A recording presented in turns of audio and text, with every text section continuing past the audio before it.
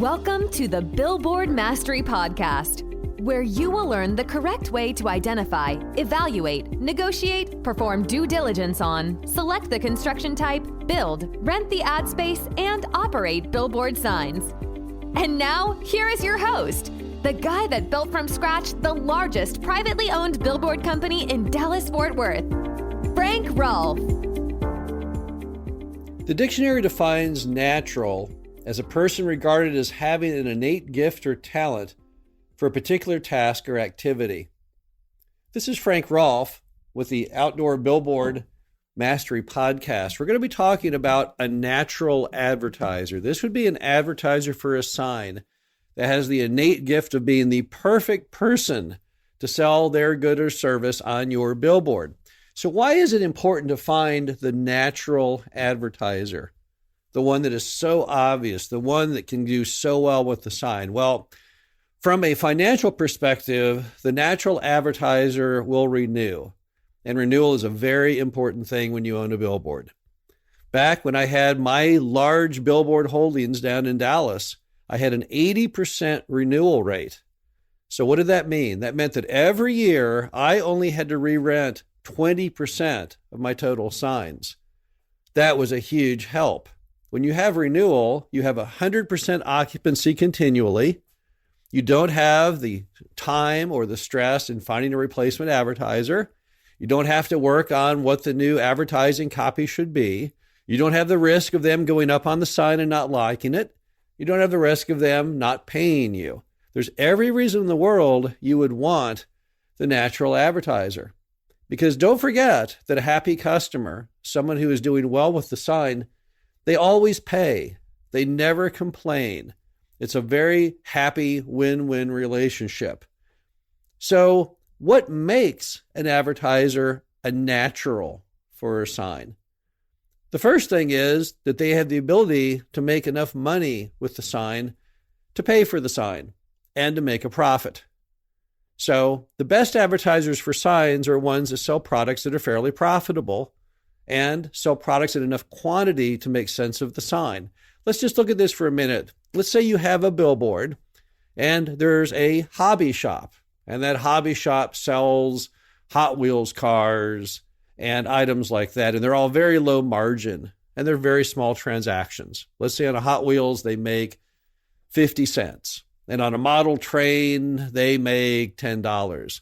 The problem would be there's no way that sign is going to create enough transactions to ever pay for itself. Even if it was a $500 a month billboard, could that billboard truly bring in enough customers and enough profit to pay $500? And even then, what about a profit off of it? And the answer is no, it probably can't. So then who can actually make enough money on a billboard to pay for itself? Well, there's a lot of obvious ones. Any good hotel definitely can make money off of a billboard. If a room rate in that hotel is $150 a night and it can just score 3 or 4 nights a month from your billboard, it would pay for itself. Okay, so that would work. Who else could it work for? Well, if a car dealer could sell just one car off your billboard every couple months, it would pay for itself. If it's a home builder client, if they could sell just one home per year, it would pay for itself. And if it's a McDonald's or a Taco Bell or an Arby's or someone who has very, very high volume, who's doing $1 million or $2 million a year in sales, once again, with that much volume, if they can direct just a certain amount of customers from that sign over to their business. In the case of a McDonald's, if that sign was $500 a month, all they would have to gain is $30 a day of customers, which is nothing. That would be like 6 total customers a day, and they'd make twice their investment on your sign. So the first part of the natural advertiser is someone who just can make sense of billboards because they sell an item that's got pretty good profit margins and sufficient volume to make sense of it. The other thing a natural advertiser has is easy directions. Remember that billboard's strongest point is getting people to go to the business. It's the only point of purchase form of advertising really in existence. Magazines add TV ads, even the internet ads, anything you see on your computer. The one thing it can't do is tell you to exit now. to tell you, yeah, that business is right over there. It can give you a little map, but they still got to get you out of your apartment or your house and get you to that little map to get you to their business. Billboards already have that built in. That's why, for example, in the Harvard textbook on marketing, it says the most effective billboards all have 2 words on them: exit now. That's because of the power of point of purchase and being directional.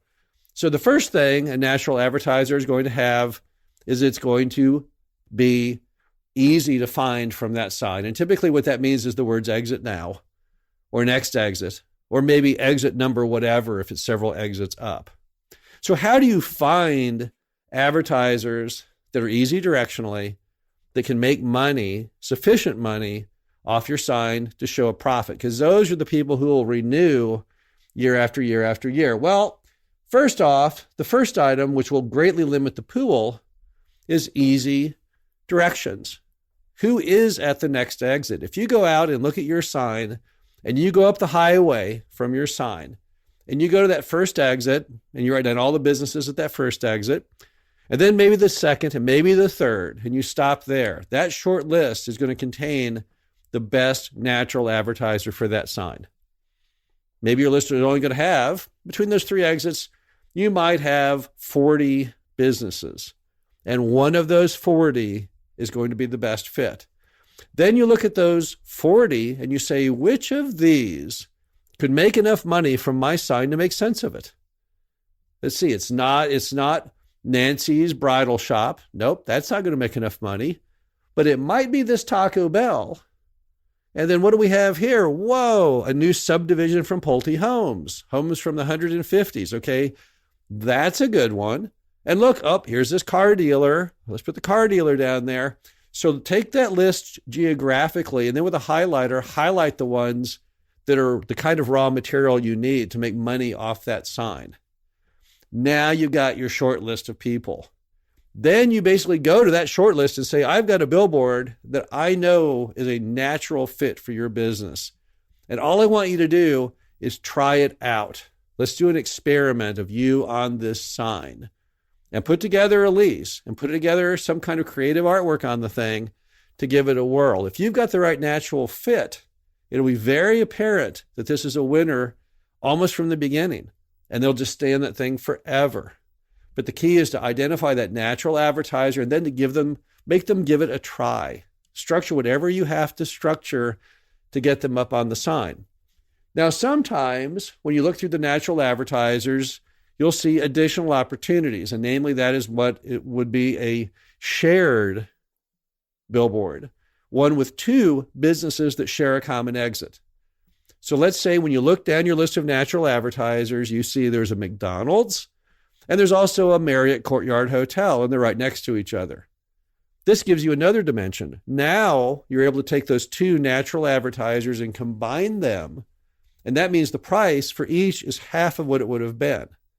There's nothing that leads to greater renewal than when you have one of these combo signs where you have 2 natural advertisers who share the price tag, and now they're only 50 cents on the dollar per month. Now they have everything. They've got not only a sign that works for them, they get it at a bargain price. Those combo signs are some of the most powerful ones you'll see on the highway because those things never expire. Those advertisers love that relationship. So really, when you're out there running billboards, the key item is to be like a matchmaker. I would much rather find that natural advertiser and get them on that sign, even if it's for less money, than Sally's bridal shop that I know it's not going to work for. I know they're not going to renew. I know in the end, when you take a few months of vacancy in between advertisers, I won't make as much money as I would with the natural, and I'll have to fight them to pay every month because they'll say, well, this sign isn't making any money at all. So the key, if you want to succeed in billboards, is to be like that matchmaker. Try and find the perfect natural advertiser for your sign, and you'll succeed every time. This is Frank Rolfe, the Billboard Mastery Podcast. Hope you enjoyed this. Talk to you again soon. Thank you for listening to the Billboard Mastery Podcast. Be sure to visit us at www.billboardmastery.com, where you can find past episodes of this show, plus an array of information to help you successfully build, buy, and operate billboard signs.